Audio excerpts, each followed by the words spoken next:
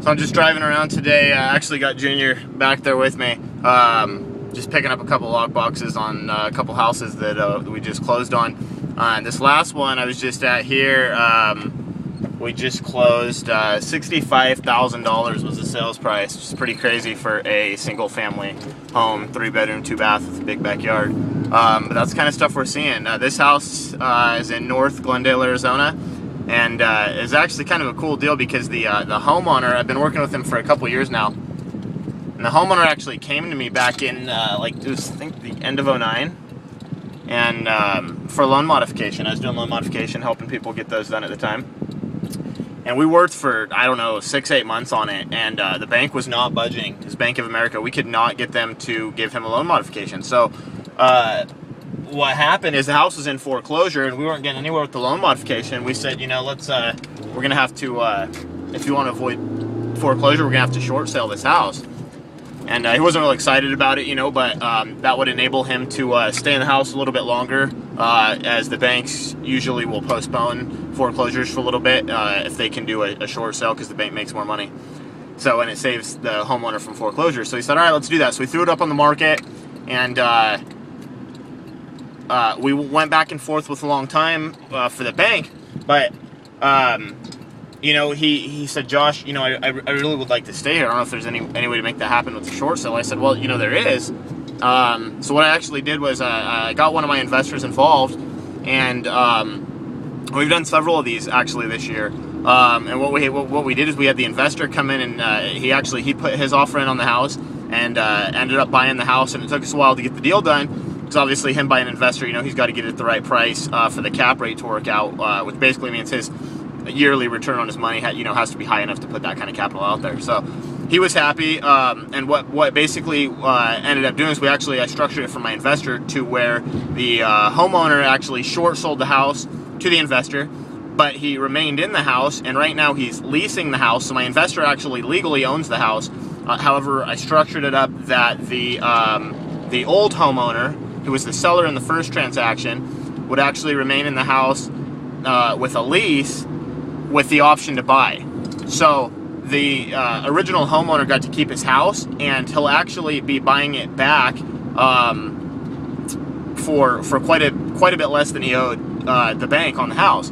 So it's almost like he's getting a principal reduction, and in the meantime, he just pays rent, which is less than his mortgage had been in the past anyways. He's locked in. The investor can't sell it to anybody else in the meantime, and why would the investor want to, right? He's making a great cash flow, great return for the next 5 years, and then at the end of 5 years he sells it, and we already discussed all those terms and put that into the contract, so he'll make a little bit on the back end, and it's really not that much. He's actually it's a great deal for everybody.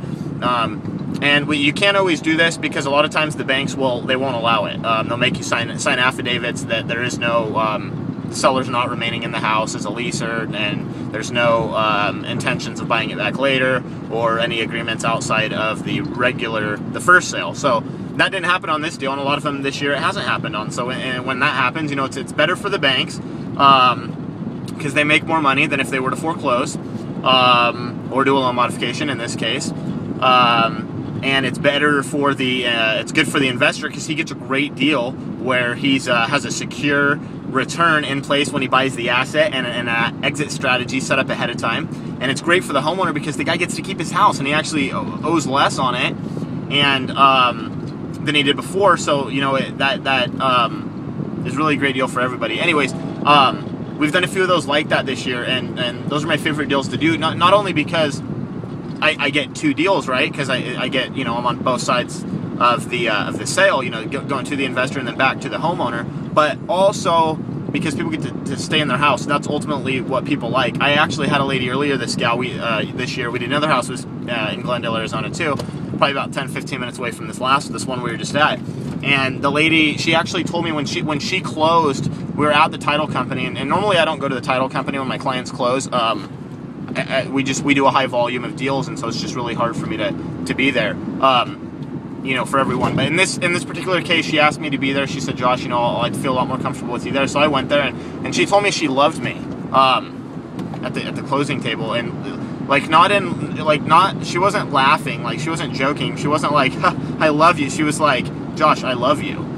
You know, it was a family, they lived there, they had been in the house since it was brand new in like 1974 or something, and they had done special things to the house to make it work, because their son was, grandson rather, is autistic, and so they had to do certain things to make the house, you know, safe for him and safe for everybody else. So, you know, the thought of them having to not only incur the large expense of moving, but find a place that would work for all of them, and then, you know, on top of that, they would have had to get it ready to work, you know, for their autistic grandson. So, I mean, stuff like that's really what drives me in real estate. It's really not about the money, you know. It certainly is it is about being the best you can be, but almost more than that, it's about helping people out. You know, if you put value into this earth gives back. So,